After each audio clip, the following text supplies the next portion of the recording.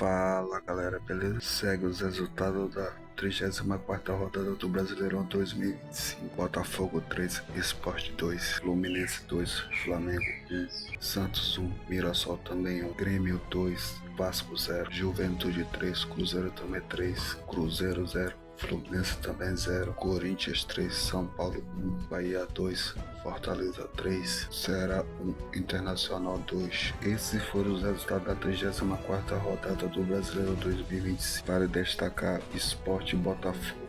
Sport, por sua vez, abre 2-0 e toma a virada no último minuto, e a briga fica acirrada pelo rebaixamento. Final de campeonato só emoção. Lembrando a vocês que só faltam 3 rodadas para o final do campeonato.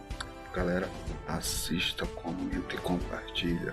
Deixe seu like e não deixe de se inscrever, galera. Não custa nada, apenas um clique. Fui!